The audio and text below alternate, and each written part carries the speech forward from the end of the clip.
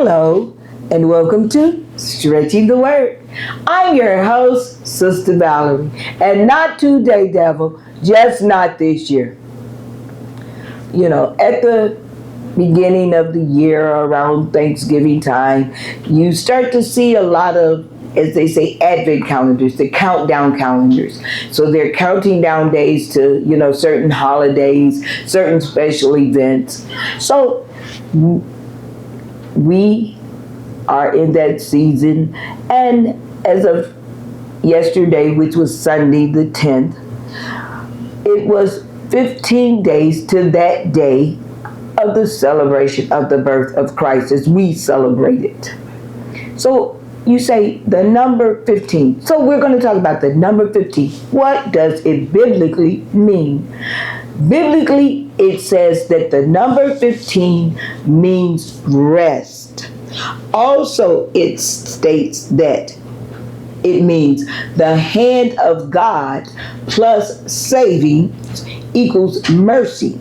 It says, hence 15 symbolically means mercy, God's grace, or divine help to save us using his hands. So, the number 15, we are being helped by the hand of God. He's saving us. He's giving us that rest that we need. Not just physically rest, but we need spiritual rest, because it's always a war. But we need spiritual rest. And we can rest and yet fight the battle. Why? Because the battle is not ours to fight. But we do have to show up. We do have to participate. We do have to use our faith as God fights the battle for us. So we're going to rest on the day 15. Also, today I would like to talk about repo. Everybody know repo. You hear repo. Oh, repo. That's a bad word. Nobody wants to talk about repo. Repo stands short for repossession. What does repossession mean? Repossession means that somebody is taking back something. They're taking back something that has been given, or they're taking back something that you have paid for, or that you're paying for, and they're coming to take it back. Now, when we hear repo, like I said, nobody wants to hear that word. If we think that the bank is trying to repo our home, we'll try to get loans, we'll try to borrow from friends, family, neighbors, enemies. We will try to stop the bank from repoing our homes. Also, the repo man, you think he's coming to get your car, you will take that car wherever you got to take it, try to bury it under sand, cement, concrete, whatever. You're going to try to hide that car to keep the repo man from getting it. Why do we do these things? Your jewelry, your furniture, whatever you think somebody is coming to take back from you, that you have put money and time and effort into gaining. Whenever we hear that, we will do whatever necessary to keep it. Why? Because we value that. And we don't want nobody to take it back. Okay, so let's go back. Adam sold us, or gave us over into sin.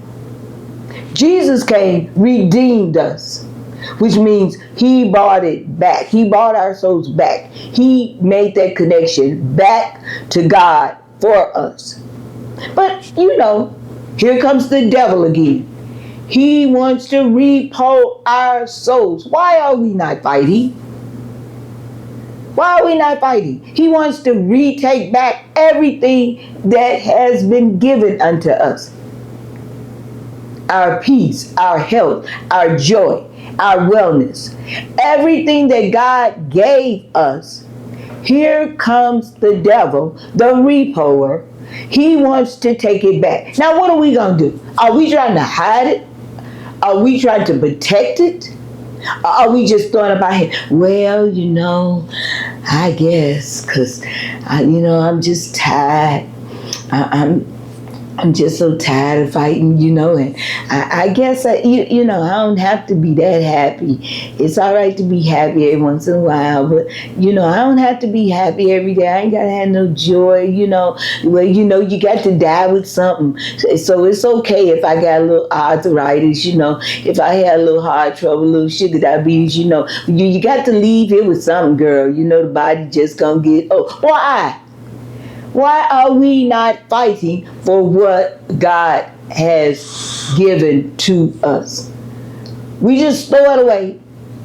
Why? Because we're not placing enough value on the things that we should be valuing. We putting all of this stock into material stuff, things that are gonna corrupt away. Things that should be least important to us. But even down to the fact of our very souls, are we fighting for it? Or are we just, it don't take all that. That holiness stuff, that's old school. You can do whatever you want to do because God forgives.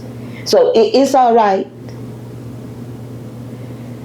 All the while, the enemy, the devil, Satan, whatever name you want to call him, he's yet your enemy and mine.